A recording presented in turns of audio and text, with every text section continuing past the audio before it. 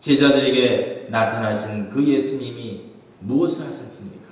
6절을 보니까 이 제자들이 배에 올라타서 고기를 낚으려고 그물을 던지고 있었는데 한 마리도 잡지 못한 거예요. 그래서 예수님이 그물을 배 오른편에 던지라 그러십니다. 그리하면 얻으리라 이런 말을 하시니까 고기가 많아서 막 제자들이 그 고기를 건졌는데 11절을 보세요. 몇 마리예요? 153마리. 3년 전에 설교했는데 다 잊어버리셨나? 153마리. 그때 기억나세요? 우리 신미경 지사님이 바로 그 회사 사장님을 모시던 비서였어요. 그래서 오늘 아마 이 책을 읽으시게 되나 본데. 그 회사가 처음에 크레파스를 파는 모나미 회사가 부도의 위기에 처할 때 볼펜을 일본에서 보고 와가지고 볼펜을 이제 생산하기로 하는데 볼펜의 이름을 뭐라고 칠까 고민하다가 직원들에게 볼펜의 이름을 적으십시오 그랬더니 이 사장님, 장로님이 기도를 하는 거예요. 회사에서 기도를 했는데 바로 이 본문이 떠오르는 거예요. 153마리를 그물을 던져서 예수님의 말씀대로 던졌더니 고기를 낚은 거죠. 그래서 우리 회사의 볼펜 이름은 모나미 153이다. 그래서 여러분 한국에 모나미 볼펜 보면 거기 모나미 153이라고 써 있어요. 그게 바로 여기서 나온 거예요. 예수님의 말씀을 따라서 그물을 배 오른편에 던지라. 그렇게 예수님의 명령 따라서 그물을 던졌더니 그물에 고기가 153마리나 꽂히는 엄청난 수확을 거뒀어요. 여러분 이때 무엇을 생각하실 수 있습니까? 누가복음 5장 4절에 보니까 예수님이 제자들을 처음 만나실 때의 장면이 누가복음 5장에 나오는데 그때에도 베드로가 배를 타고 나가서 고기를 낚으려고 했는데 밤이 맞도록 수고했지만 한 마리도 얻지 못했을 때에 예수님께서 시몬의 베드로에게 나타나십니다. 누가복음 5장 4절에 시몬에게 이르시되 깊은 데로 가서 그물을 내려 고기를 잡으라 라고 명하셨어요. 예수님의 말씀을 따라서 베드로가 깊은 데로 가서 그물을 던졌더니 고기가 낚인 거예요. 그리고 베드로가 부들부들 떨면서 주여 나를 떠나소서. 나는 죄인이로소이다라고 고백을 합니다. 그것이 불과 3년 전에 예수님을 처음 만날 때에 베드로와 예수님이 나누셨던 대화가 바로 이 고기를 잡는 장면이었어요. 근데 지금 예수님이 돌아가시고 나서 베드로가 시리에 빠져서 자 나는 물고기 잡으러 가겠다라고 하면서 그가 물고기를 잡기 위해서 그물을 던졌는데 똑같은 상황이 일어났던 겁니다. 예수님이 이때 그들에게 나타나 주셨던 겁니다. 오늘 베드로가 만난 그 예수님 할 일을 찾지 못하여서 나는 물고기나 잡으러 가겠다고 결심했던 그 베드로의 잘못된 결심을 바로잡으면서 어쩌면 올 한 해를 시작하는 우리가 하나님 말씀 안에서 용기를 내어서 정말 주님이라면 어떻게 하셨을까를 결정하며 주님이 나에게 가르쳐 주시는 방법대로 내 인생을 이끌어가야 됩니다. 나는 물고기나 잡으러 가겠다. 예수님을 믿기 이전의 모습으로 되돌아가 버린 그런 잘못을 범하지 않게 되기를 간절히 바랍니다. 그래서 여러분에게 권합니다. 예수님을 따라 살기로 결심해야 합니다. 예수님을 따라 살기로 결심하십시오.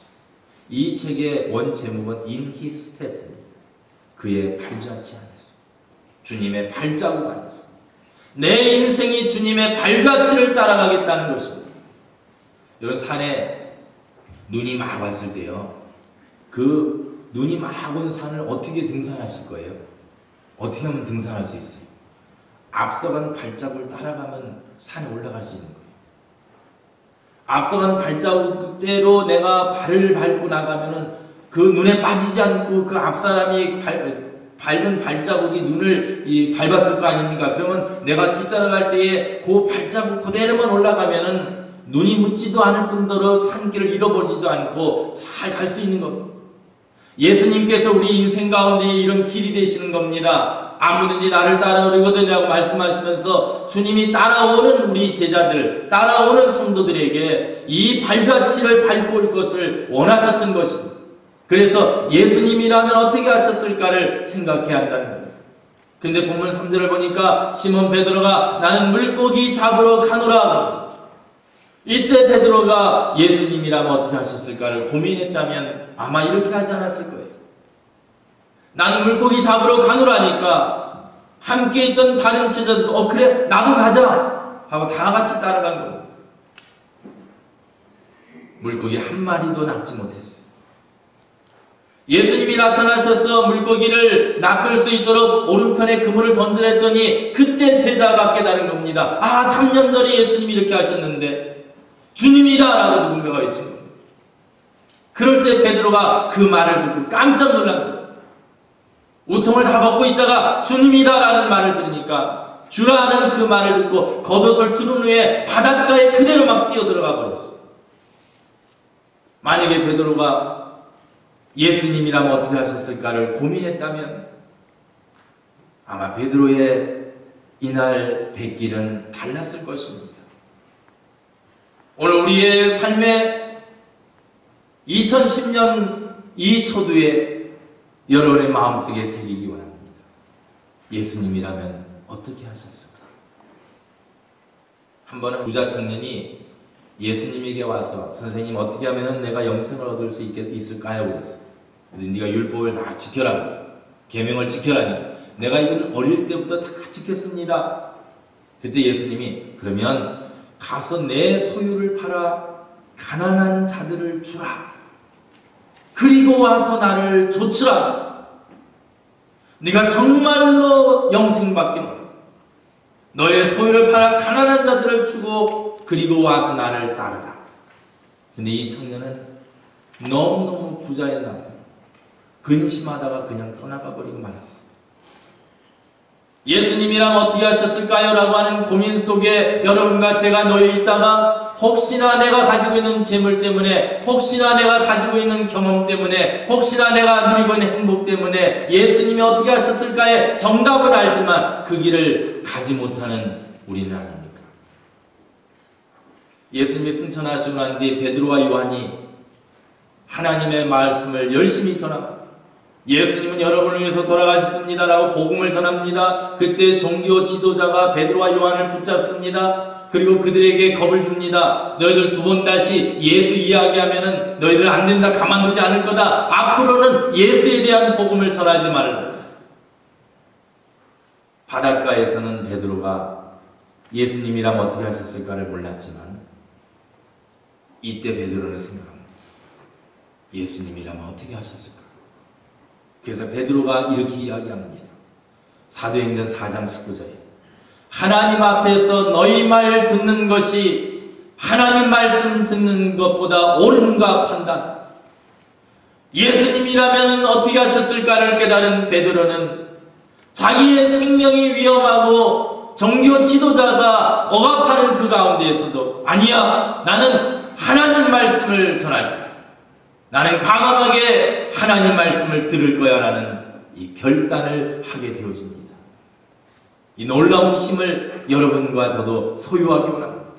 그래서 먼 훗날 베드로는 베드로전서 2장 21절에 이렇게 회고합니다. 이를 위하여 너희가 부르심을 입었으니 그리스도도 너희를 위하여 고난을 받으사 너희에게 본을 끼쳐 그 자취를 따라오게 하려 하셨느니라. 예수님이 십자가를 지신 그 목적이 뭐라고 해요? 예수님이 고난을 당하신 목적이 뭐라고 해요? 너희에게 본을 끼쳐 그 발자취를 따라오. 예수님의 발걸음 하나하나를 그대로 따라오라는 것입니다. 우리는 주님의 발자취를 따라가야 합니다. 예수님이라면 어떤 발걸음을 나가셨을까를 본받으며 따라 나가야 합니다. 그래서 다음에 예수님의 제자는 아니었지만 그 뒤에 예수님의 사도의 반열에 끼었던 사도 바울이 고린도전서 11장 1절에서 내가 그리스도를 본받는 자 된 것 같이 너희는 나를 본받는 자 되라고 명합니다. 바울은 예수님의 제자가 아니었어요. 예수님을 믿는 사람을 잡아 죽이려고 옥에 가두려고 혈안이 되어서 가다가 예수님을 만났어요. 부활하신 예수를 만나서 바울은 그 자리에서 완전히 변화되어집니다.